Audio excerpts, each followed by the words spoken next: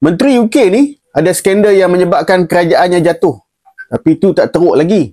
Skandal dia ada 2-3 skandal lain. John Performer adalah seorang Menteri Pertahanan Britain.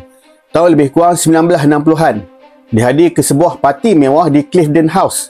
Di situ dia bertemu dengan seorang gadis berusia 19 tahun bernama Christine Keeler. Cantik, muda, penuh pesona. Hubungan mereka bermula dengan bisikan, senyuman dan janji yang penuh rahsia. Masalahnya, Christine bukan model biasa. Dia juga ialah kekasih kepada Yevgeny Ivanov, seorang diplomat Soviet yang sebenarnya perisik KGB. Yevgeny Ivanov sedang merisik kerajaan British. Seperti yang dimaklumkanlah. Seorang Menteri Pertahanan Britain, seorang perisik Soviet, seorang lagi model muda. Cinta tiga segi. Tapi, tak. Hidup Christine penuh dengan drama. Cinta 4 segi.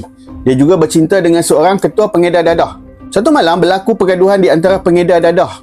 Tembakan dilepaskan di hadapan rumah Christine. Polis masuk campur. Daripada kes pergaduhan pengedar dadah, pihak berkuasa mula hidu cerita. Wartawan dapat tahu wanita muda ni bukan saja tidur dengan gangster, tapi juga dengan seorang Menteri Pertahanan Britain dan seorang perisik Soviet. Akhirnya skandal ni meletup di Parlimen. 22 Mac 1963, John Performer bangkit berdiri di hadapan Parlimen. Dengan wajah yakin, dia menafikan sekerah-kerahnya. Ada hubungan dengan Christine? Tak, saya hanya mengenalinya secara sosial. Sehinggalah bukti demi bukti muncul. Saksi demi saksi keluar. Performer mengaku dia telah berbohong di Parlimen. Dalam mana-mana Parlimen, berbohong adalah satu dosa besar. Performer ditekan sehingga dia terpaksa meletak jawatan. Kerajaan Konservatif goncang. Dan setahun kemudian, parti ini jatuh dalam pilihan raya.